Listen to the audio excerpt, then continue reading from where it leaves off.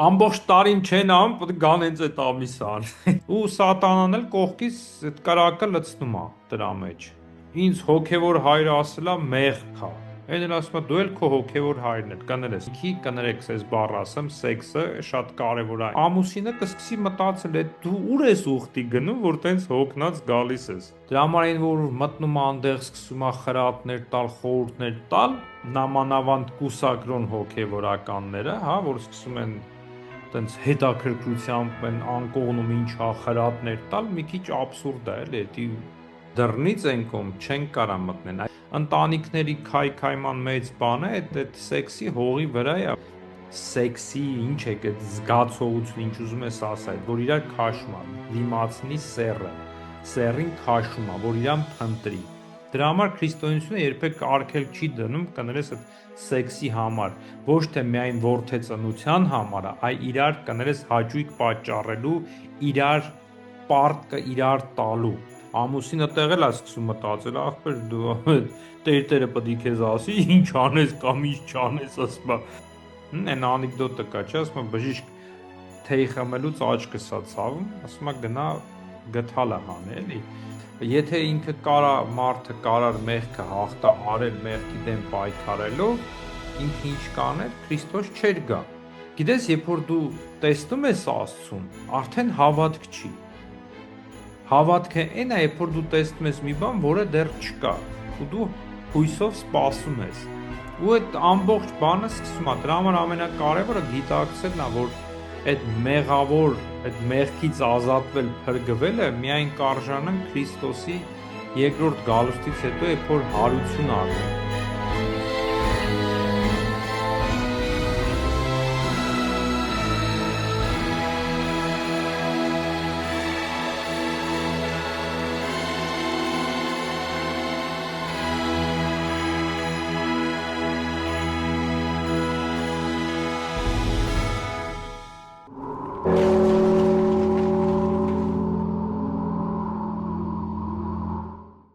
Հայր Սուրբ ջան, այսպիսի հարց ծագեց, քանի որ ասեցիք ցանկանալ։ Հիմա շատ քահանաներ եւ վարդապետներ կան, որ ասում են մի բան, շատերն կան ասում են մեկ ուրիշ բան։ Ցանկության պահով, ամուսինների պահով եմ ուզում հարցնեմ։ Պահոց շրջանում շատ քահանաներ կան ասում են, որ կարող են ամուսինները իրար հետ մերձակցեն, շատերն էլ ասում են, որ չի կարելի, այդ 48 օրը պետքա իրանք ժուշկա լինեն, զսպեն իրանց։ Ամբողջ տարին չեն անում, պետք է գան հենց այդ ամիսը ան։ Հիմա կասենք սատանան հենց այդ վախտա։ Այո, Պողոս Առաքյալը ինչ ասում, ասում է դուք ամուսինները, չէ, ասում է պայմանավորվեք, իրար հետ համաձայնվեք։ Իրարից առանձին չմերձենալու համար, բայց ասում է մի երկարացրեք, որտեվ սատանան կարա գայթակղեցնի մեղքի մեջ գցի։ Դրա համար ստեղ հետևյալն է, եթե երկուսը գիտակից հավատացյալ են, երկուսը իրար հետ հավասար քայլում են Տիրոջ առջև երկյուղով, իրանք իրար հետ պայմանավորվում են, որ այսօր մենք այս բանով չենք զբաղվում այս պահոց շրջանում։ Բայց եթե որ մեկը այն խորացած հավատացյալ է, հա, որ պատրաստ է քարերի վրա քնի,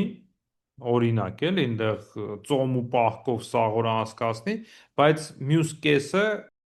տաքարյուն մեկն է, որը հավատքի այդքան գիտակցությունը չունի։ Օրինակ, հա, ու սատանան էլ կողքից այդ կրակը լցնում է դրա մեջ։ Էնի գնացել է քարերի վրա քնում, են էլ այնտեղ իրան ուտում է։ Ու ինձ հոգևոր հայրը ասելա մեղք է։ Այն էլ ասում է դու էլ քո հոգևոր հայրն ես, կներես, էլի կոպիտ եմ ասում, ստեղ Պողոս Առաքյալի խոսքն է։ Ասում է դուք որ զորավոր եք, կրեք տկարների բեռը, ինչպես Քրիստոս կրեց։ Այսինքն եթե դու այդքան հոգևոր ես պատրաստ ես քարերի վրա քնել, ծոմ պահել օրերով, չէ, բայց կինդ կամ ամուսինդ ինքը տկար է հոգևորի մեջ, դու պետք է այդ տկարությունը կրես, սիրով ծածկես, տասեն ինչ որ ուզում է։ Պողոս Առաքյալները ասում է բանը դուք ձեր պարտքերը իրար հետ փակեք, որտեվ պարտական եք իրար։ Նաման եթե մեկը հոգևոր, դրա համար ստեղ ամուսինները արդեն մեկ են։ մեկ կամք պետք է լինի այդտեղ, էլի, հենց այդ է համերաշխությունը ընտանիքի մեջ, երբ որ մի բանի շուրջ մեկ կամք են ամուսինները։ Իսկ սա ընտանիքի, կներեք, այս բառը ասեմ, սեքսը շատ կարևոր է ինչ իմաստով ընտանիքների համար, որովհետև հիմնական պատճառները դժգոհությունների, խնդիրներին դից է սկսում։ Նաև, այսինքն տարբեր բան կարելի, բայց ընդեղից էլ է սկսում։ Դրա համար այստեղ պետքա շատ կարևոր է մի մտքի, մի կամքի լինեն, երբ որ մի կամք չկա, հոգևորը պետքա զիջի տկարի բեռը կրելու համար, որ իր հետ ասի ես քեզ սիրում եմ, այս պահ կա ես ընդունում եմ հայրը, բայց ես քո սիրում քեզ համար, ես քեզ սիրում եմ, քո հետ եմ, ոնց դու ուզում ես։ Սա է ճշմարիտը, հասկանում ես, ոչ թե ինչ-որտեղ քեզանից բան ճգնավոր դարձնես տան մեջ, հա։ Համել գայթակղություն չի լինի, մյուս զույգը չի գնա ուրիշի մոտ կամ ուրիշին նայի։ Դեպք կար ինձի տենց մեկը Հայաստան էր, 2000-ի սկիզբերն էր, մոտեցավ, որ ասեց զավակներ ունեի, 3 հատ զավակ ուներ այդ ժամանակ, մի 10-12 տարեկան, 7-ից 12 տարեկան, 3 հատ զավակ։ Ես իմ ինչ կարդաց, ես իմ ինչ եղավ, որոշելա վանք գնա, տառապում է, ուզում է վանք գնա։ Դե մեր մոտ դե վանք չկար այն վաղ, գնացել է ռուս եկեղեցի Երևանի, հոգևոր այդ հոգևորականը բռնել է, հա, ես քեզ կարգադրեմ Ռուսաստան վանկա, ուղարկեմ, ասի, այ դու երեխա ունես, բայց Աստված կնայի իրանց, ասի, լավ, ինչ որ է ասի։ Դե խոսեցի, բացատրի, որ արածդ հիմարություն է, Աստծուց չի կարա լինի, որտեվ Աստված քեզ տվել է այդ պարտականությունը, զավակներ է տվել, դու պետք է պատասխանատու ես, ամուսին է տվել եւ այլն եւ այլն։ Հետո ասի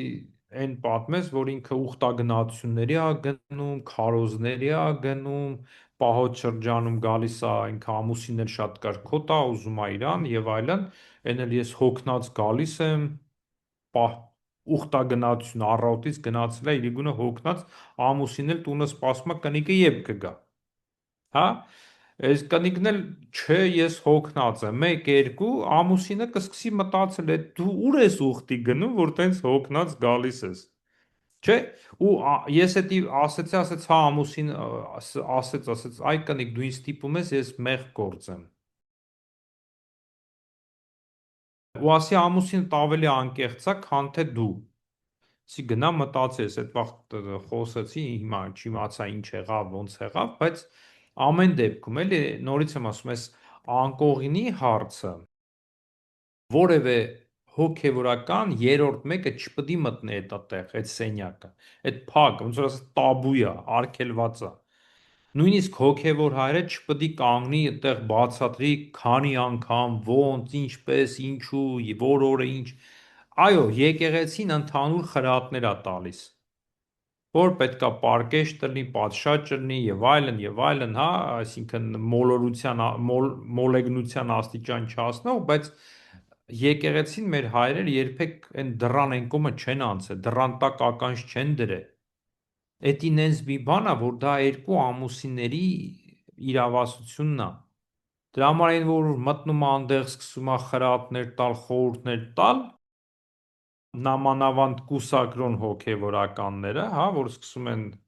տենց հետաքրքրությամբ են անկողնում ինչա խրատներ տալ, մի քիչ աբսուրդ է, էլի, դա ահավոր է։ Այդտեղ հարց է ծագում, թե որտեղից իրանք այդ բաները գիտեն։ Google-ը քեզ օգնական չէ։ Արտուր, հարցը ոչ թե մեր եկեղեցու հայրերը տաթևացնին է շատ բաների անդրադառնում, ինքը ընդհանուր կարա խրատ տա ինքը, բայց ինքը չի մտնում այնտեղ։ Ինքը չի մտնում այնտեղ, ինքը բաներից է խոսում, որը այո, կարաս այդ 15-րդ դարում վանքի մեջ նստած որ դուս գիտեր ինքը, հա, բայց իմացել է, ինչ որտեղ մի ձևով իմացել է, լսել է, պատմել են, կարող այդ վաղտ իրանք տենց էդի նորմալ է եղել այդ բաները իմանալը, կարդալը, հետաքրքրվելը, չգիտեմ։ Բայց ամեն դեպքում մեր եկեղեցին շատ զգուշ է մոտենում այդ հարցին։ Դրա համար որ հետաքրքրվում է սիրելի լսողներով, որ հիմա ունկնդիրներ, որոնք լսում են, եթե մեկը ձեզ սկսում է տենց, ով էլ ուզում ալնի, այնտեղ խորհուրդ տալ ձեր անկողն, հեռու մնացեք, էլի։ Հայր Սուրբ ջան, սենց դեպք կա, պատմեմ ձեզի, Ինձի ծանոթ մի անց մոտիկ մարդ, տղամարդ,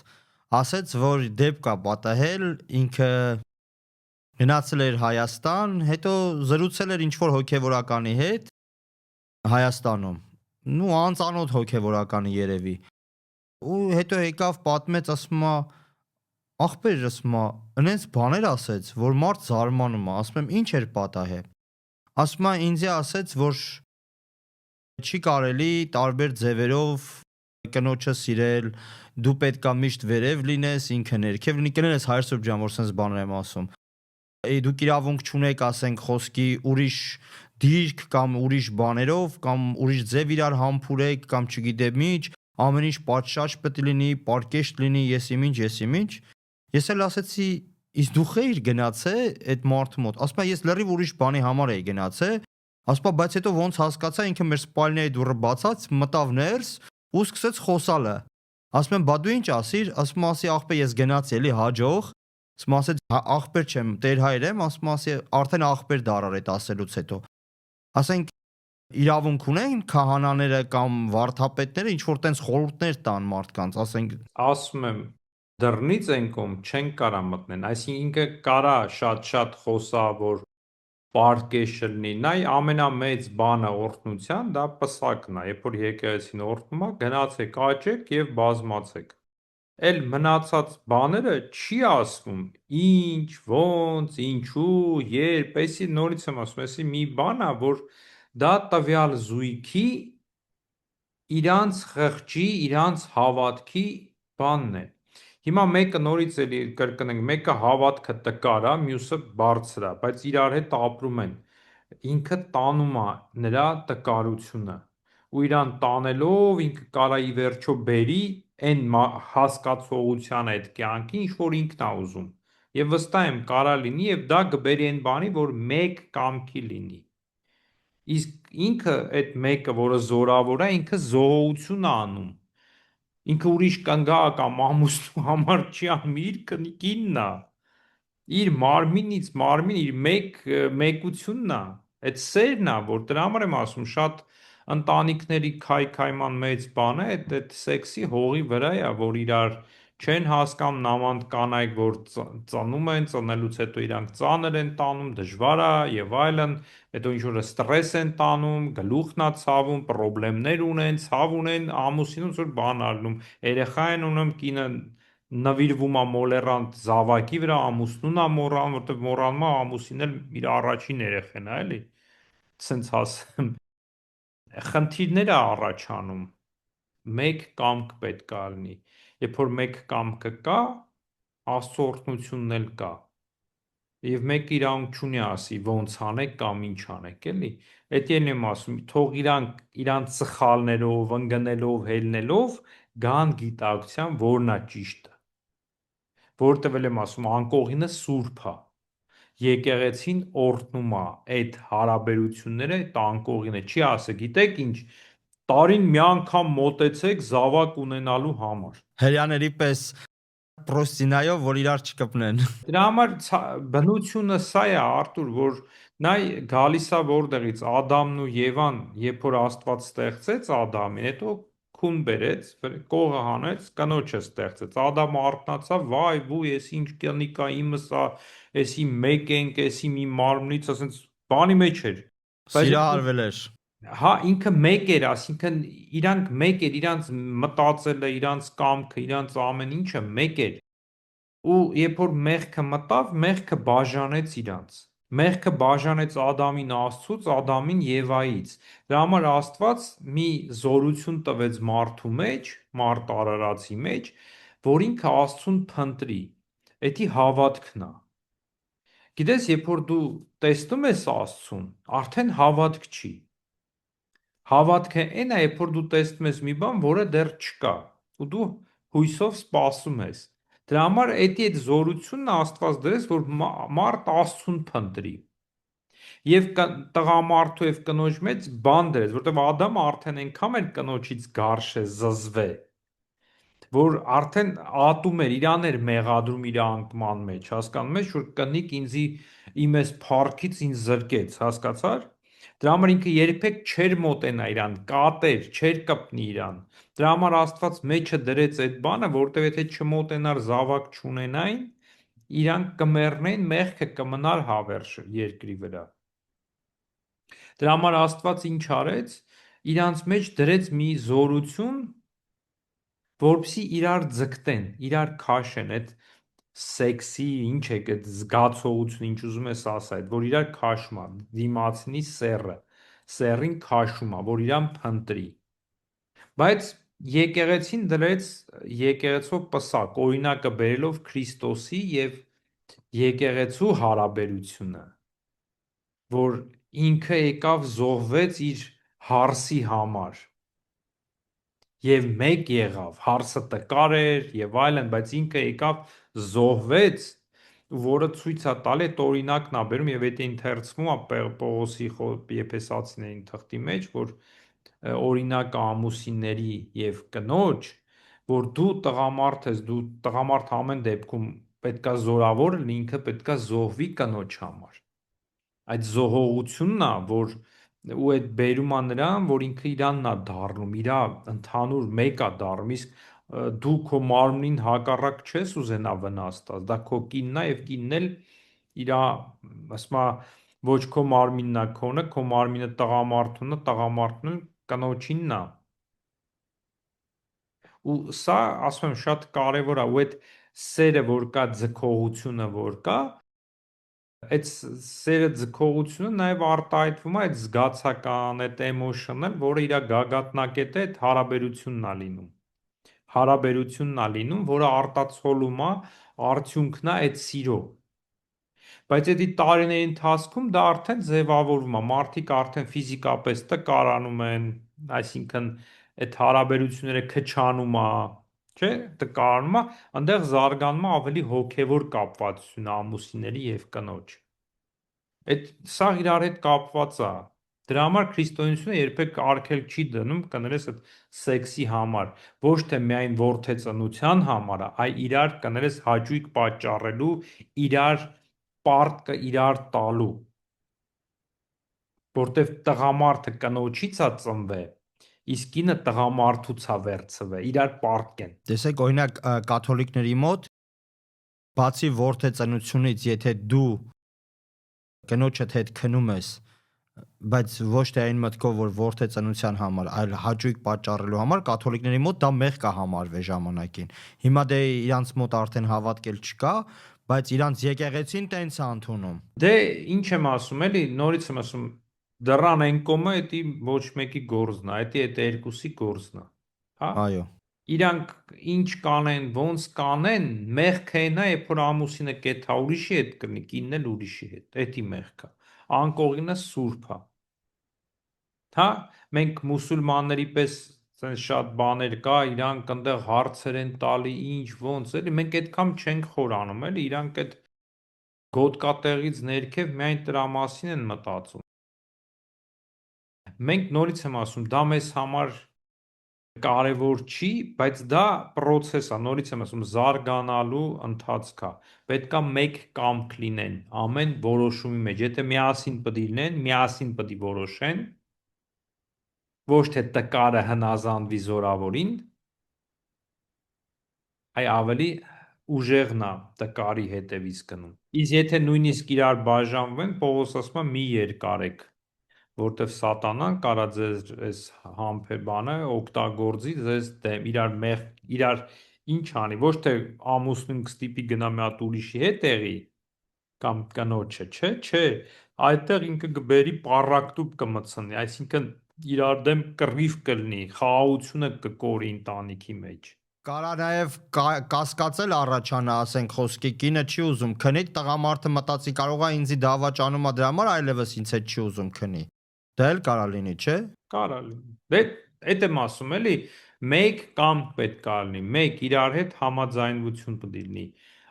անելու կամ չանելու, էլի այդ բան։ Եվ էլի կրկնում եմ, այն դռան հետևը մեկը չմտնի։ Դուք էլ մի վազեք կան կանայք կան հետաքրվում են, հետաքրքր գնանք հոգևոր հայրը ինչ կասի, էլի, ու ամուսնու սպասի մի հատ գնամ հոգևոր հայրը, ամուսինը տեղել է սկսում մտածել, ախպեր դու տերը պետք է քեզ ասի, ինչ անես կամ ինչ չանես, ասում է, չհասկացա, դա տղամարդու արժանապատվության վրա էլ է, այսինքն կներես էլի, մի քիչ ուրիշ ձև էլ դա կարող է տղամարդը ընկալի ամուսինը, հա, ու էլի սատանն էլ այդ կասկածները գցի դրա համար իրար հետ լուծեք, իսկ եթե չեք կարող իրար հետ լուծել, ուրեմն արդեն ձեր մեջ խնդիր կա, սեր չկա, սառել է, իսկ արդեն ուրիշ նյութ է։ Հայր Սուրբ ջան, վերադառնանք մեր մեղքերի թեմային։ Այսպիսի հարց. ինչպես պայքարել կրկնվող մեղքերի դեմ, որտեղ օրինակ կան մեղքեր, որոնք անընդհատ կրկնվում են ու մարդիկ կան, որ չեն կարողանում պայքարեն, ասենք ինչպես պայքարեն դրա դեմ։ Արտուր, խնդիրը գիտես ինչի մեջ է, շատ կարևոր է հասկանալ մենք սենց հարց, մենք կարծեմ խոսել ենք սրա մասին, մենք փրկված ենք, թե պետքա փրկվենք, չէ՞, կարծեմ սենց Այո, խոսել ենք, այո։ Այսինքն մենք երբ որ հասկանում ես դու մեղք չես գործում կամ պայքարում ես, որ մեղք չգործես, նրա համար, որպիսի արժանաս երկնքի արքայությանը, դու երբեք չես արժանի։ Դա մարդ պետքա հասկանա, որ մեղքի հետ պայքարելը, մեղքի դեմ պայքարելը մարդ չի կարա։ Եթե ինքը կարա, մարդը կարար մեղքը հաղթահարել մեղքի դեմ պայքարելով, ինքը ինչ կաներ, Քրիստոս չէր գա։ Քրիստոս եկավ, ինքը արդեն մոր որովայնի մեջ, Մարիամի որովայնի մեջ միանալով մարմնին, այսինքն մարմինը մաքրեց, ազատեց բոլոր կիրքերից, մեղքերից։ Քրիստոս առավ այդ մարմինը անկիրք, անմեղք, հա, հոգին ինքը վերցրեց։ Այսինքն փրկությունը մոր որովայնի մեջ եղավ, այսինքն Տերը ցույց է տալի, որ փրկությունը ես եմ տալի, դուք չեք կարա փրկվեք։ Դրա համար մեր բնությունը սպասում է ազատագրվում մեղքից, երբ որ կմեռնենք հարություն կառնենք, հարության։ Իսկ միջև այդ մեր մարդկային բնությունը դեռ մեղքի ենթակա է։ Բայց մենք ինչ կարանք անենք այդ մեղքի ենթակա, այսինքն մենք չմտածենք, երբ որ ավելի ճիշտ, երբ որ սկսում ենք մտածել, որ ես պետք է այս մեղքից ազատվեմ, նոր Աստծուն հաճելի լինեմ, ես երբեք չեմ բանանի, որովհետև սատանան ինքը միշտ կանի, որ դու հուսատվես, մեղքերդ կրկնվի եւ այլն եւ այլն։ Դրա համար մենք այսօր այդ եթե որ մեղքերը կրկնվում է եւ այլն, մենք պետք է այդ խոնարհությունը, գիտակցություն ունենանք, որ ինձանից լավ բան դուրս չի գալիս, ես պետքա խորը զղջամ, խորը զղջումն է օգնում ինձի։ Ուրեմն կամ ես զղջում չունեմ գործած մեղքիս համար, կամ ես ճիշտ բուժումը չեմ տալիս, էլի։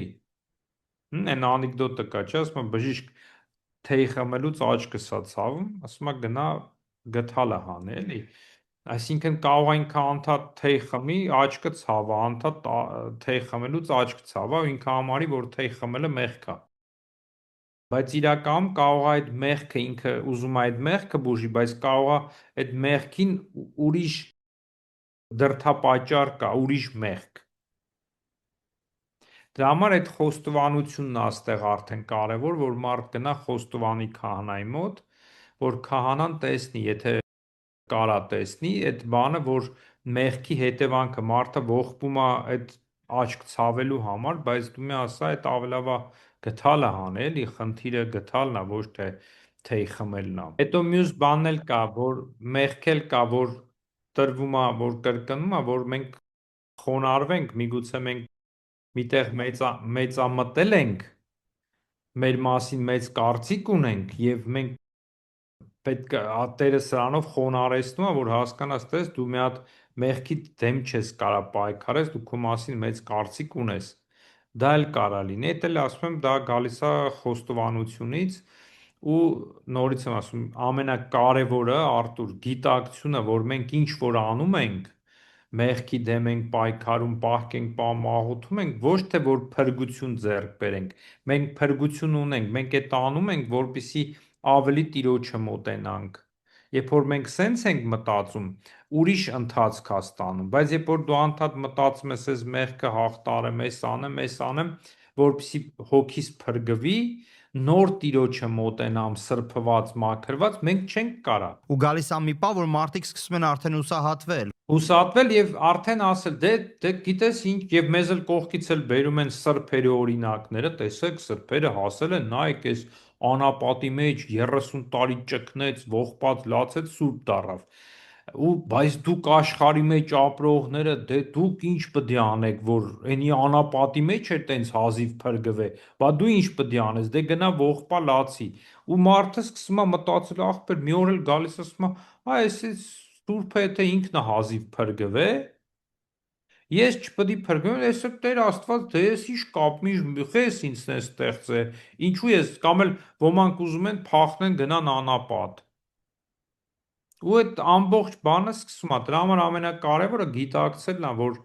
այդ մեղավոր, այդ մեղքից ազատվել, փրկվելը միայն կարժանանք Քրիստոսի երկրորդ գալուստից հետո, երբ որ հարություն առնենք։ Իսկ հիմա, որ մենք պայքարում ենք մեղք չգործելու, բան չանելու, դա նրա համար է, որ չթողնենք այդ մեղքը շատանա, որ չթողնենք այն փրկությունը, որ մեզ տրված է, կորցնենք, ընկնենք եսի մեղսալի ճանապարհով անհույս ապրենք։ Դա է մեզ տալի, ոչ թե փրկություն, փրկությունը Տիրոջ ձեռքն է։ Նայ Քրիստոս ինչ արեց, ինքը մեր մարդկային բնությունը, որը հիվանդ էր, ինքը բժշկեց։ Հիմա կարանք ասենք այսու, բայց մենք հələ չենք բան եղե։ Այո, ինքը մարդկային բնությունը բժշկեց ինձի ուժ տալու համար, որ ես կարողանամ ես էլ հաղթահարեմ այս մեղքերը։ Հետո ինքը եկավ ինչ արեց, մենք սատանայի գերի ենք, սատանայի ձեռքի տակ ենք, ինքը գնեց մեզ խաչի վրա իր արյունով, մահն էր տիրում, մենք մեռնում ենք ու անհույս էլ հույս չունենք հարության, ինքը անդրանիկ եղավ հարություն առավ, որպեսզի մահը հաղթի, մահվամբը մահ կոխյաց, չէ, հաղթի մահը, տնորեց մահը և հարություն առած, մահը իրան չկարացավ գերել, ուրեմն մեզ էլ չի կարա գերի։ Մենք էլ հարություն կառնենք։ Եվ ինքը ինչ արեց, համբարձվավ երկինք նոյն մարմնով, որ եկավ, չէ, եւ նոյն մարմնով գալու է, նովին մարմնով ինքը հոր կողքը նստեց, ինչն է, որ մեր բնությունը, մեր մարդկային ամեն ինչը տարավ հոր մոտ, այսինքն առ քեզ Այն ինչ որ Ադամին դու ստեղծեցիր, ինքը կորցրեց, ես հիմա բերում եմ երկինք։ Եվ մեզ համար ճանապարհ բացեց, որ ես այդ հույս ունեմ, որ ես ոչ թե ակնկամ, բա որ միգուցե ստացվի, ես գիտեմ, որ Տերը փրկել է ինձ երկինք ա տարել, Պողոս ասում է, դուք հարություն առաք, Եփեսացիներ 2-րդ գլխի մեջ, եւ Քրիստոսի հետ երկնքում նստած եք։ Ես նստած եմ այդ հավատքով, այդ հույսով, ես փրկված եմ։ Բայց այս կյանքը ինձ համար, նրա համար է, որ ես կարողանամ այս կյանքը արդարացնել, արժանացնել, որպեսզի հարության ժամանակ ես լինեմ հարության որդի լինեմ, ոչ թե հավիտենական կործանման որդի։ Սա է։ Իսկ սենց որ նորից եմ ասում, մենք չենք կարա փրկվենք, չկա անհնարին է։ Ես Աստծո ողորմությամբ Պողոս ասում ամեն ինչ կարամ ինձ զորացնող Քրիստոսով, ես Քրիստոս այդ օրինակները, որ բերում էր, անում էր, տկնում էր, չարչարվում էր, աշխատում էր, հոգնում էր, քնում էր, արթնանում էր, ինձ համար էր անում, որ ինձի ուղղություն ցույց տա, որ ես կարամ հանգիստ քնեմ, Տերը ինձ հետ է, ինձ հետ բան չի լինի։ Հա, եթե ես ծառավեմ, սոված չեմ մեռնի, այսինքն այս բաներն է, որ ինձի սա է ուժ տալ, դրա համար է Քրիստոս պատահական չէ, ամեն մարդ հացով չի, էլի Աստծո խոսքով է ապրում։ Այս օրինակները տենալով Տիրոջ ինչ էր անում ինքը, որ ես էլ եմ ոգևորվում այդ ձև եմ անում եւ ամենամեծ բանը այդ առակն է Արտուր, այդ որ ասում է մեկին 1 տաղան, մեկին 2, մեկին 5 տրվեց։ Ամեն մեկին բան է տրվե, որ դա գնաս շատացնես։ Այդ մեր կյանքը նրա համար է, որ մենք դա շատացնենք։ Մենք ջանք, ոնց ասեմ, մենք չպետք է ջանք թափենք, որ այդ շնորը ձեռք բերենք։ Շնորը ձրի նվեր է մեզի։ Ինչու ասում շնոր։ Դա ձերի մեզ տրված է փրկությունը։ Իսկ ես մնացած աղոտ պահք այդ բանը նրան որ ես Քրիստոսի հետ լինեմ, իր մեջ լինեմ։ Նորից եմ ասում, իմ աղոթքս, ճգնությունս, իմ եւ այլն ամեն ինչ որ անում եմ պահկա, պատարակա եւ այլն, անում եմ որ ես ավելի Տիրոջը մոտենամ։ Բայց ես գիտակցում եմ, ես մեղքերից ես ոչ թե արդարացնում եմ ինքս ինձ, որ գնամ մեղ գործեմ, ասեմ, դե մեղավոր եմ, չէ, դա սխալ է։ Դրա համար մարդ չպետք է հուսահատվի, ինքը իմանա, որ ինքը Քրիստոսով փրկված է, գնված է, երկնքում նստած է, բայց այդ ամեն ինչը կարա կորցնի։ Եվ ինչ որ անում եմ, ոչ թե որպիսի ձեռք բերեմ դա, այլ որպիսի շատացնեմ եւ փրկեմ այն ինչ որ ինձ ձրի տրված է։ Այդ ոնց որ մեկը տոմս ունի, գիտի ինքը տոմսը այսօրը պետքա թռնի, չէ, անձնագիր տոմս ունի, ինքը պետքա այդ երկիր գնա։ Կամ անձնագիր ինքը գալիս նստում է, ասում է տոմսը չկա, ասում է չես կար։ Բա ես այսքան վաղտա այս տոմսը պահել եմ, ախպեր ջան, տոմսով է ստեղ։ Կամ ինքնաթիռ է մտնում, անձնագիրը կորցնում, այն ջենտլմենը удачи, չէ, приключения իտալյանցը վրա չես կարա իջնես։ Այսինքն այդ անձնագիրը, այդ բանը դու եթե չունես, չես մտնի։ Այդ մի բան էլ կա, մարդ անապատի մեջ, որ ինքը ասում է, մեկը արջևա գալիս է, փողկապ ասում է, փողկապ եղբայր, ես ջուր չունեմ, քո փողկապը ինչի՞ս է պետք, ես ջուր եմ ուզում։ Գնում է, տես քանի հոգու հանդիպում է տարբեր փողկապներով, վերջը մի հատ շուրթը sense բան է տեսնում, տնակ է տեսնում, վայ, բան գալիս է ջուր, ասում տեսնում է որ ջուր, ասում է ջուր տվեք, ասում է կներեք առանց փողկապի ստեղ մենք ջուր չենք տալիս մարդկանց, էլի։ Սա մեր կյանքն է, այս ամեն ինչ որ անում ենք, մենք նրա համար է ի վերջո որ սովորենք սիրել, Արտուր։ Սովորենք սիրել, որտեվ ամեն բան կանցնի, Պողոս առաքյալը նույնիսկ հավատք, հույսը, որտեվ երբ որ դու Աստծուն տենալու ես, էլ հույսի պետք չունես, հավատքի պետք չունես, դու արդեն տեսնելու ես, բայց Պողոս ասում է հիմա կարծես թե տեսնում ենք, ոնց որ խավար շուշի ապակու հետևից, բան հասկանում ենք, բայց դեռ հələ չենք արժանացել։ Դրա համար այս կյանքը այդ սերը ձեռք բերելն է, սովորել սիրելն է։ Պահկես պահե, միսես կերե, չես կերես, ամեն ինչ որ ի վերջո սիրել սովորենք եւ արժանանանք Աստծո արքայությանը։ Ամեն։ Հայր Սուրբ ջան, հիմա մի հատ է շատ կարևոր հարց տամ ձեզ։ Հարցս հետեւյալն է. ինչպես ընտրել ճիշտ քահանա, ում մոտ կարելի է խոստովանվել։ Մարդիկ վախ են ապրում խոստովանություն կատարելու համար։ Չգիտեն ինչպես անեն, որ ճիշտ քահանա ընտրեն, որովհետև շատ քահանաներ կա, առիթից օգտվում են, սկսում են մանիպուլացնել, սկսում են մարդկանց ճնշել, տարբեր խոսակցություններ առաջանում։ Ինչպես մարդիկ անեն, որպեսզի ճշմարիտ ճանապարհով ինչ որ մեկին գտնեն, որ խոստովանվեն, ապաշխարվեն եւ ճշմարիտ կարողանան շարունակեն իրանց կյանքը, ասենք Սուրբ Հարության տոնից հետո։ Դու քո պապային գտել ես, թե պապատ քեզ ծնել է։ Ծնել է։ Այսինքն կներես քեզ ասի, նույնն էլ ինձ է վերաբերում, չէ։ Այսինքն հոգևոր հայրը պետքա քեզ ծնի, էլի։ Այս փողոցում բան չէ, էլի գնաս գտնես, էլի կարող է շփվես մեկի հետ, երկու հետ ու դու հասկանաս, որ այդ ինքն է, էլի։ Ինքն էլ հասկանա, որ դա դու ես։ Ես տենց եմ հասկանում, տենց եմ ընկալում, բայց մյուս կողմից էլ հավատացյալը չպետք է փնտրի մի հոգևոր հայր, որը իրա ոնց ասեմ, իրա խնդիրները ինքը տանող լինի, իրա դարդերը, պատասխանատվությունը գցի իրա վրա։ Մարդ կա ասում է, դե հոգևոր հայրս ասել, ասում է, ասածը հիմարություն է։ Այդ իմ խնդրեմս չի, ասում է, ես հնազանդում եմ, եթե սխալ եմ, ես կփրկվեմ, ինքը թող գնա դժոխք։ Ասում եմ, լսի, չիմարություն բանա, քեզ խելք ա տվել, կարող է քեզ կործանման բան լինի, դու դաժե չհասցնես փրկվես էլի, սենց ասեմ։ Դրա համար հոգևոր հայր հասկացողությունը մեր մոտ տես խոսել ենք, դա եղել է կնքահայրը։ որը մարդուն պատրաստել է հոգևոր կյանքի, առաջնորդել է, ինչպես, ինչ, իսկ հիմա մարդը 50 տարեկան, 40, 30 տարեկան հավատքի է գալիս, սկսում է եկեղեցի, այդ են ամեն բաց թողումը, ինչպես աղոթել, խաչակնկվել, ինչ անել, ինքը դա կորցրել է ու մի հատ գտնում է Տեր Հայր կամ Հայսուրբ ու սկսում է հարցակոխ անել, կներես, այդ հարցերով իրան դնում է, այս ինչ անեմ, ամեն բայ, այս պայն սենց բան եղավ, ինչ անեմ, ինչ չանեմ, այդ խեղճ հոգևորականները կրակն են ընկնում այդ մարդու ձեռը։ Հա։ Ցավոք սրտի դա մենք կորցրել ենք, դրա համար քրիստոնյան էլ պետքա ձգտի ինքնուրույն ինչ-որ տեղ կարդալով, փնտրելով, ուսումնասիրելով, մեր տեսահոլովակները նայելով, ինչ-որ տեղ աճ ունենա ապրելու, զարգանալու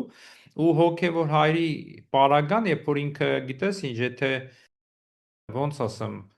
մարդ, որ շատ ծանր վիճակում է, հիվանդ է ֆիզիկապես, չէ, նենց տեղերա, ամոթ տեղերա, չէ, որ կարա ամանչում է բացի մանգա տենց, բայց երբ որ նենց վիճակի մեջ է, կգնա բժիշկի մոտ կբացի ամեն բան, էլի, չի մտածի այդ բժիշկը ինչ կմտածի իր մասին, կոպիտ եմ ասում, էլի, ինչ կմտածի, այդ ինչ կասի, կպատմի,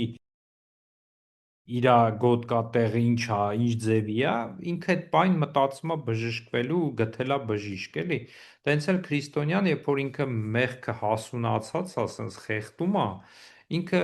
հավատքով որ փնտրի, կգտնի մեկին, որ ինքը խոստովանվի։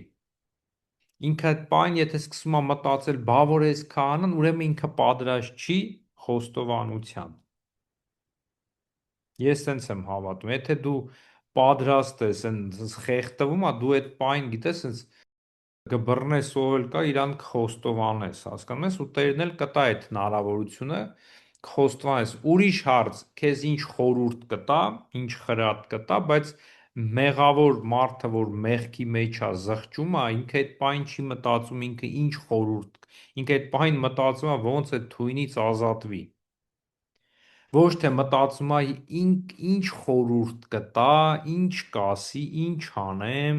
երբ որ դու սենց այդ հարցերն ա նախ գալի, ուրեմն դու պատրաստ չես խոստովանության։ Դա համար մեկ-մեկից որ ասում են հայսուտ ուզում ենք խոստովանենք, ասի դուք ինձնից ինչի ակնկալություն ունեք, մեղքերի թողության, թե ինձնից խորհուրդ ստանալու։ Սս կախում է մարդու մոտ, ասում եմ կներեք դուք պատրաստ չեք, բացատրում եմ ինչ է, ինչ չէ, դուք պատրաստ չեք խոստովանվելու։ Այսինքն իրա մեջ էլ չես տեսնում, որ ինքը գիտես այն մարդը, որ ասես մահամերձ sense վերջի շունչն է ջուր ա ուզում, էդի չես տեսնում, էլ եկել ա մի հատ տենա դու քո մոտ ջուրը լավն ա, թե վատն ա, որտեղից ես լցնում, դու կարաս ինչ ջուր տաս, չտաս, ասում ես ախպեր դու ծառավ չես, էլի կներես գնա ուրիշ տեղից խմի, ես քո ժամանակը չունեմ։ Ինչ բանով եմ ասում, էլի։ Դրա համար ինձ թվում է մարդ եթե հասունանա զղջման բանին, ինքը կգտնի մեկին, որին կխոստովանի։ Իսկ մարդ պետքա պարտադիր անպայման իրա խոստովանա հորը, խոստովանի, եթե այդ պահին խոստովանա հայրը կողքը չի, բայց ուրիշ քահանա կա, ասենք այդ պահին։ Նայ, Արտուր, խոստովանա հայր մենք վերցրել ենք ավելի sense վանական դրույթներից բանա մեզ եկե, որտեղ մենք շատ բանել ենք ասում, կորցրել ենք այդ խոստովանա հայրը, հոգևոր հայրը, դա եղել է կնքահայրը, քավուրը, որը դաստիարակել է, որը երեխային այդ հոգևոր զավակը գնացել, կիսվել է, սենց բան եմ ապրել, սենց բան կա, էսի ասում է, գիտես ինչ, էսի մեղք կա, դու պետք է էսի խոստովանվես, օրինակ, հա, ու ինքը գնացել է քահանայի, որը սենց ասենք խորհրդակատար, մենք ասում ենք ծիսակատար, խորհրդակատար, հոգևորականը։ Դրա համար քահանաները, որոնք հովիվներ են կոչվում, իրանք ժողովրդի հետ իրանք այդ բանն են արել, որ դու գնացել ես մի քահանայի մոտ դու խոստովանվել ես, որտեվ ինքը իրավունք ունի խորհուրդ կատարելու, ինքը խորհուրդը, ուսր ասած, Սուրբ Հոգին ա գործում այդ process-ի մեջ, հա, ասենց ասեմ, ինքը գնում է մոտը, բայց եթե ինքը ընտրում է մեկին, որ դու ինձ առաջնորդի, որտեվ ես հոգևոր հայր քավոր չեմ ունեցել, ես սաղ կյանքս անկապ ապրել եմ, դու կարաս ինձի առաջնորդես, հա, ու այդ դեպքում արդեն այդ հոգևոր այդ քահանան պարտականվում է արդեն իրան խոստովանվելու, այդտեղ խոստովանությունը 99%-ով դառնում է զրույց, ոչ թե խոստովանություն։ Մարդը գալիս է, սկսում է կյանքը պատմել, դարդերը պատմել, վայ ես սենց արի, ինչ անեմ, ոնց անեմ, սա է դառնում։ Իսկ կարա հոգևոր հայր լինի այսօրվա դրությամբ մի հոգևոր եղբայր կամ քույր բանի աղջիկների համար, որը փորձառու է կյանքով այդ հավատացյալ քրոջը կամ եղբորը առաջնորդի հոգևոր բանով, իր փորձառությունով, իր բանով, բայց նպատակը ինչ որ բերի որևէ քահանայի մոտ ինքը խոստովանվի, որտեղ իր մեղքը խոստովանվի, ոչ թե խորհրդի ակնկալությամբ։ Այսինքն կապ չունի ինչ քահանայի մոտ ես խոստովանվում։ Բայց ստեղ ուրիշ բան կա, էլի, դու կարող գնացել ես մեկի մոտ խոստովանվել ես, ինքը քեզ ասել է, ասում է, ուզինի չիստը, ետիս գնա սատանա, դու գնում ես մի հատ ուրիշ քահանայի մոտ ես խոստովանվում, հասկանում ես, ինքը քեզ թողություն է տալիս։ Այսի արդեն անկեղծ չի, անկեղծն է, երբ որ դու գնում ես մեկի մոտ ինքը քեզ խոստովանասես, թողություն տվես, դու էլ թեման վերջացավ, էլ մեղք չունես, սենց ասեմ, այդ թեմայի մեջ դու հաղթարեցիր, ապրում ես, մի օր մեղք ես գործում, զղջում ես, դու այդ պայն էդի կողքդ չի, գնում ես ուրիշի մոտ։ Ոչ թե դու ընտրում ես, այսի լավ, այսի խիստ է, կարող է ինձի սենց անի, արդեն փորձառություն ունեմ, սրա մոտ չգնամ, գնամ մեկի մոտ, դե էսի բանը հարիվ է կամ եսի ինչա, լուրջ չի կամ եսի ինչա, գնամ սրա մոտ։ Էդի անկեղծ չի, դուք ում եք խաբում։ Դրա համար խոստովանություն նորից եմ ասում, այն խոստովանը կյանքի մեջ մի 10-15 անգամ կարա լինի, էդի ամենաշատը։ Որտեվ քրիստոնյան, որը գիտակից հավատքի է մեջ ապրում, ինքը այն ծանր մեղքերի մեջ չի ընկնի։ Իսկ եթե են գնում է կամ հիշում է իր անցյալը, տառապում է, ինքը գնում է մի հատ ասում է Տեր հայր մեղք գործեցի, այս բանն եմ արել, ես զղջում եմ։ Վերջ, քահանան այդտեղ կարող է շատ հարցնի, իսկ ինչու այդ մեղքը գործեցի, օրինակ ինչն էր պատճառը, ինքը ասի, գիտես, այս բան արի, կարող մեկ էլ մեջտեղ գա, ինքը մի հատ ուրիշ էլ մեղք կա, ինքը չէր հասկանում, որը պատճառ դառավ այդ մեղքին եւ այլն։ Դրա համար պետք չի դենց հատուկ փնտրել հոգևոր հայր։ Այո, խոստովանահայր, արդեն խոստովանության ինքը հայր է, Տեր հայր, հայսուրբ, սրբազան հայր, հա։ Դու արդեն ինքը հայր է, որտեղ բոլորն էլ կարան խոստովան։ Իսկ շատերը ինչու չեն խոստովանացնում, որտեղ իրանք 90%-ից ավելի հավատացյալ գալիս են իրանք դարդերն են պատմում, դարդերը, որը այդ քահանան կամ ասում են ինչ անեմ, գործի ընդունվեմ, թե չընդունվեմ, այն ասում ախպեր, ես ինչ իմանամ։ Մարդն արդեն այդտեղ արդեն խոստովանություն չի, էլի։ Դու փնտրում ես մեկը, որ քեզ ապրելու բան սովորացնի, որ դու քո պատասխանատվությունը գցես ուրիշ վրա։ Չնայած միջև քո հավատքի գալը, դու ջոգող տղա էր, դու կարար հարցեր լուծել առանց քահանայի, բայց եկար հավատքի, դա հենց սա էլ է, էլի, որ դու պետքա հոգևոր հոր կամ քահանային հնազանդվես, դու առանց իրանց չես կարա մի բան անես, ու այդ մարդը գնում է ավելի դեգրադացիա ալնում։ Դու միջև այդ հարցերը լուծում, հիմա դու առանց քահանայի խոսքի դու բան չես կար։ Իսկ հետ էլ դե ցավոք սրտի տենց հոգևորականներ կան, որոնք այդ բանը սիրում են, էլի, կառավարելու, որ առանց ինձ եթե չանես, կամ գիտես ինչ, եթե ինձ մոտ ես խոստովանվե, մյուս անգամ ուրիշի մոտ գնաս, անվավեր է, կամ էլ եթե միջև ես քեզ չթողնեմ, դու չես կարա, կամ էլ եթե գալիս են ասում են ես մի տարի սրա մոտ էի խոստովանվել, կամ նորից սաղ մեղքերս նորից խոստովանում, ասեմ ինչի համար, որ ինձի լավ ճանաչես, ասի ես ինքս ինձ էլ չեմ ճանաչել լավ, ես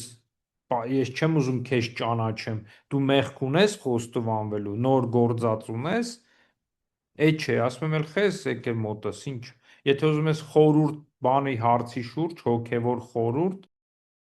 քեզ տամ խորուրդ, բայց նստեմ քո մեղքերը սա, որոնք դու խոստովանվել ես, նորից լսեմ։ Որ ասացիք հայր Սուրբ ջան, տենց դեպք ինձ մոտ էլ է եղել, ծանոթներիցս մեկը մի օր ասեց, ես մեղքերի թողություն ստացա, մեղքերս խոստովանեցի, ապաշխարեցի, մեղքերի թողություն ստացա, զղջում եմ ապրե, բայց գալիս է մեկ-մեկ պահ, որ այդ մեղքերը նորից հիշում եմ, նորից զղջում եմ ապրում, նորից ուզում եմ ոնց որ ասած, նորից ոնց որ ուզենամ գնամ, նորից այդ մեղքերը պատմեմ քահանային, չգիտեմ խի այդ մեղքերը ինձի բաց չի թողում, ես միշտ զղջում եմ, ամեն անգամ էդի հիշում եմ։ Ինչպես մոռանան մարդիկ այդ մեղքերը, չէ՞ որ իրանք արդեն թողություն են ստացել Տիրոջ կողմից։ Ինձ թվում է հավատքի հարց է, Արտուր, ասում է ինչ որ խնդրեք, պիտի ստանաք։ Եթե խնդրել ես հավատքով, որ քեզ ների Տերը, ուրեմն եթե չես հավատում, ուրեմն դա այդ խնդիրն է։ Եթե դու հավատում ես, որ Տերը քեզ ներել է, թողություն ա տված, այդ խորհուրդն ա կատարվել, ուրեմն կյանքը շարունակվում է, դա սատանան էլ է կարող է բերում մարդուն, որ հուսահատության գցի, դրա համար պետք չի լսել, այդ պայն եթե տենց մտքեր ա գալի, ասել փառք ես Տեր Աստված, ողորմած ես, ոչ թե ինձ ների նորին, ասա ներիր թերահավատությանս համար, որ չեմ հավատում, որ դու ինձ ներել ես։ Այս ձևով սատանան կփախնի ու այդ բաները կանցնի, էլի։ Հայր Սուրբ ջան, այսպիսի հարց էին ինձ տվել, վերջի հարցն է իմ այսօրվա, կուզեի որպեսզի այս հարցին պատասխանեիք։ Ասում է, չէ՞ որ Աստված ազատ կամք մարդուն շնորհեց, որպեսզի ինքը իր ընտրությունը կատարի բարի եւ չարի միջև։ Ասում է, եթե Աստված ամենակարող է ու մարդուն թույլ է տվել, որ ինքը կատարի ընտրություն, ինչու է թույլ տալիս, որ մարդը մեղքի մեջ ընկնի։ Աստված թույլ չի տալիս, Աստված եթե թույլ տար, ինքը չէր ուղարկի իր միածին որդին, ուղղակի արդեն մենք մեր ցանկություններով դրթված գնում ենք մեղքի մեջ։ Հենց սրա բանն Արտուր, որ երբ որ մարդը մեղանչեց, մարդու բնությունը աղավաղվեց, հիվանդացավ։ Արդեն այդ իշխողը բանական հոգին էր, որը տանում էր իր հետևից այդ հոգու այն երկու զորությունը, ցանկական ցասմականը եւ մարմինը։ Բայց բան էր, բայց երբ որ մեղքը գործեց, ասած գլխավեր ի վար փոխվեց, բանականը իջավ ներքև, դրա համար ասում եմ մարդը պատվի մեջ էր դառավ կենթանու պես, որտեվ կենթանին չունի բանական հոգին։ Ինքը դառավ կենթանու պես, ինքը սկսեց ապրել իր բնազդներով, իր ցանկություններով։ Իր բնազդներով եւ ցանկություններով։ Դրա համար երբ որ ինքը բնազդները ավելի մեղքի է տան, դրա համար ինչ որ մեղքի է, ինչ բան է, մարդը շուտ է ընտրում։ Ոչ թե այստեղ իր կամքն է, այդտեղ արդեն կամքը ինքը իր կամքը ոնց ասեմ, սատանան այդ մեղքը գրավել է։ Մի անգամ դուք ասացիք սատանան Ադամին վերցրել էր իր ճանկերի մեջ ու պահում էր։ Այսինքն սատանան գրավել է մարդուն, ճանկերի մեջ է գրավել, դրա համար Քրիստոս եկավ ազատի։ Դրա համար քահանան երբ որ թողություն է տալիս, արձակել կապելու բանը հենց այդ է, մարդ կապված է։ Քահանան որ արձակում է տալ, դա կարևոր է, թողությունը տրվում է, ինքը կապում է այդ կապանքները, այդ ընթուղթուգիր չի որ քանդում, այդ կապանքները այդ սատանայի իշխանությունից ազատում է մարդու մեղքի, ու մարդը ստեղ իր կամքով ինքը սկսում է արդեն դեպի ճիշտը գնալ, ինքը հասկանում է ինչ անում։ Դրա համար ասում կամա, ակամա, գիտակցությամբ եւ անգիտակցությամբ, չէ, երբ որ դու կամքով ես գործում, որտեվ կամքը տեն վաղտ է գործում, երբ որ դու մեղքից ազատ ես եւ հիմա դու գիտակցաբար գնում ես նորից այդ մեղքին։ Սա արդեն ծանր է, բայց մարդկությունը ընկած էր այդ սատանայի կապանքների մեջ, որից Քրիստոս ազատեց։ Մեզ էլ փրկեց, այդ խոսեցինք արդեն, ազատագրեց, որ մենք կարողանանք ճիշտ ձևի ապրել, ոչ թե առաջնորդվենք բնազդներով, ուտել, խմել, հաճույքնել, վայելել, սրա նրա վրա բարկանալով, զգացմունքներով, էմոցիաներով, այ բանականությամբ, առաջնայինը մտածելով աստվածայինը, հոգևորը, հետո մարմնավորը։ Դրա համար էս էլի գալով մեր բանին, մեծի պահոց շրջանը, սա նպաստում է սրան, որ մարդ սկսի մտածել, որ ինքը հոժար կամքով ընտրի այս ճանապարհը, այսինքն պահեցողություն, որպեսզի ժուժկալ դառնա, ողորմածությունը, որ սովորի սիրել մերձավորին եւ աղոթել, որ Աստծու հետ կապ ունենա։ Դրա համար Ամեն։ շատերը արդարացնում են, որ Դե հա, դե սենց հա, ես դե հիմա կամքն ա, Աստված ա դրեմ մեջս, որ ես այնա մեղք եմ գործում, թող Աստված ինձնից ազատեր։ Այո, սատանայի վրա էլ կարելի ա գցել, բայց Քրիստոս երբ որ քեզ ազատել է այդ ամեն ինչից, արդեն աբսուրդ ա մեղադրել որևէ մեկին, էլի։ Դե Ադամի բանը գործում ենք նորից, չէ՞։ Այսինքն ես ոնց sense նայում եմ այս 7000 տարիների Աստվածաշնչյան 7000 տարիների այդ պատմության մեջ միշտ ադամական այդ մեղքը բոլորս կրկնել ենք, կրկնում ենք ու շարունակում ենք կրկնել։ Հա, ցավալի ա, Արտուր, գալիս է այդ մեր մեջ այդ սատանան դնում ա, որ ուրիշին մեղադրենք, պատճառը գտնենք, որ ուրիշն ա մեղավոր ու եկանք էլ են սկզբից ինչ ասինք, զղջումը դա խոնարհությունն ա։ Իսկ խոնարհ մարդը ուրիշին չի մեղադրում։ Նույնիսկ այն, որ ասում են մի դատի, դու էլի մեղադրում ես ուրիշին, ասելով մի դատի։ Դա արդեն դու էլի մեղադրում ես մարդուն։ Արդեն հենց էդի խոնարհություն չի, արդեն էդի հպարտություն ա, որ դու չես ուզում ընդունես, որ կարող ա սխալ լինես կամ մեղք գործած լինես։ Ինչպես անցած հաղորդման ժամանակ ասեցիք, մենք բոլորս sense կռացած ենք, բայց Տերը մեզ ստեղծել ա, որպեսզի մենք այսպես վերև նայենք։ Տա Աստված, որպեսզի բոլորս կարողանանք իրոք պարզ ճակատով նայենք վերև ու Տիրոջը փառաբանենք։ Հայր Սուրբ ջան, շնորհակալ եմ այս գեղեցիկ զրույցի համար։ Աստված օգնական լինի ձեզ, Աստված ձեզ ուժ կարողություն տա, շատ շնորհակալ եմ ձեզ ու փառք Տիրոջը, որ կարողացանք այս գեղեցիկ հաղորդաշարը նորից նկարահանենք։ Դե հուսանք օգտակար լինի մեր հավատավոր ժողովրդի, հավատացյալներին, որոնք Քրիստոսին են փնտրում, որտեվ նորից եմ ասում, ամեն բան ունայն ա, ամենամեծ բանը կա, պատվիրանը սիրեք Աստծուն, երբեք չի ասվել, չէ, հավատացյալին հավատա Աստծուն, ասում է սիրիր Աստծուն։ Հավատացյալը արդեն հավատում ա, բայց սիրո մասին քիչ ենք խոսում, սիրել,